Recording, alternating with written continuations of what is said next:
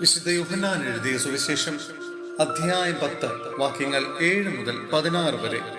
നല്ല ഇടയൻ. അതുകൊണ്ട് യേശു വീണ്ടും പറഞ്ഞു, സത്യം സത്യമായി ഞാൻ നിങ്ങളോട് പറയുന്നു, ഞാനാണ് ആടുകളുടെ വാതിൽ. എനിക്ക് മുമ്പേ വന്നവരെല്ലാം കള്ളന്മാരും കവർച്ചക്കാരുമായിരുന്നു. ആടുകൾ അവരെ ശ്രവിച്ചില്ല. ഞാനാണ് വാതിൽ. എന്നിലൂടെ പ്രവേശിക്കുന്നവൻ രക്ഷ പ്രാപിക്കും.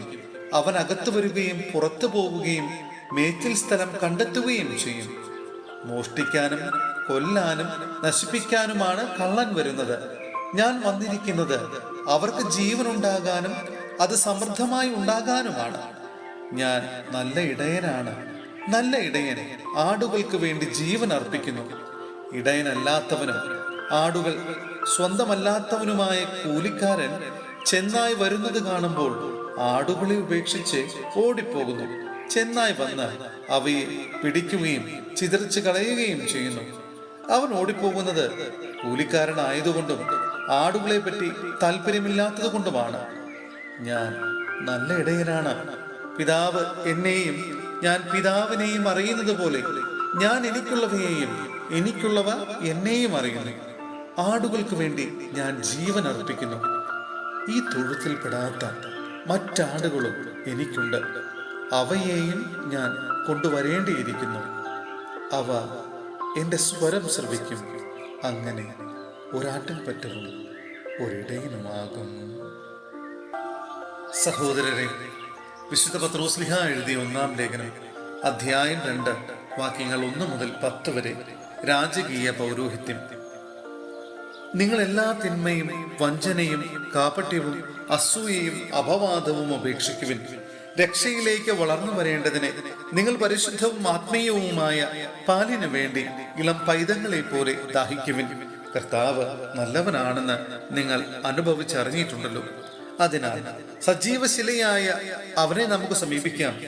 മനുഷ്യർ തിരസ്കരിച്ചതും ദൈവം തെരഞ്ഞെടുത്തതുമായ അമൂല്യ ശിലയാണ് അവൻ. നിങ്ങൾ സജീവ ശിലകൾ കൊണ്ടുള്ള ഒരു ആത്മീയ ഭവനമായി പടുത്തുയർത്തപ്പെടട്ടെ. യേശു ക്രിസ്തു വഴി ദൈവത്തിന് സ്വീകാര്യമായ ബലികൾ അർപ്പിക്കുന്നതിന് വിശുദ്ധമായ ഒരു പുരോഹിത ജനമാവുകയും ചെയ്യട്ടെ. ഇപ്രകാരം എഴുതപ്പെട്ടിരിക്കുന്നു, ഇതാ സിയോനിൽ ഞാൻ ഒരു കല്ല് സ്ഥാപിക്കുന്നു, തെരഞ്ഞെടുക്കപ്പെട്ടതും അമൂല്യവുമായ മൂലക്കല്ല്. അതിൽ വിശ്വസിക്കുന്നവൻ ഒരിക്കലും ലജ്ജിക്കുകയില്ല. വിശ്വസിക്കുന്ന നിങ്ങൾക്ക് അത് അഭിമാനമാണ്. വിശ്വസിക്കാത്തവർക്ക് പണിക്കാർ ഉപേക്ഷിച്ച് കളഞ്ഞ കല്ല് മൂലക്കല്ലായി തീർന്നിരിക്കുന്നു. അത് അവർക്ക് തട്ടി വീഴ്ത്തുന്ന കല്ലും ഇടർച്ചയ്ക്കുള്ള പാറയുമായിരിക്കും. എന്തെന്നാൽ വചനത്തെ ധിക്കരിക്കുന്ന അവർ വിധിക്കപ്പെട്ടിരിക്കുന്നത് പോലെ തട്ടി വീഴുന്നു. എന്നാൽ നിങ്ങൾ തെരഞ്ഞെടുക്കപ്പെട്ട വംശവും രാജകീയ പുരോഹിത ഗണവും വിശുദ്ധ ജനതയും ദൈവത്തിന്റെ സ്വന്തം ജനവുമാണ്. അതിനാൽ അന്ധകാരത്തിൽ നിന്ന് തന്റെ അത്ഭുതകരമായ പ്രകാശത്തിലേക്ക് നിങ്ങളെ വിളിച്ചവന്റെ നന്മകൾ പ്രകീർത്തിക്കണം. മുമ്പ് നിങ്ങൾ ഒരു ജനമായിരുന്നില്ല, ഇപ്പോൾ നിങ്ങൾ ദൈവത്തിന്റെ ജനമായിരിക്കുന്നു. മുമ്പ് നിങ്ങൾക്ക് കരുണ ലഭിച്ചിരുന്നില്ല, ഇപ്പോൾ കരുണ ലഭിച്ചിരിക്കുന്നു.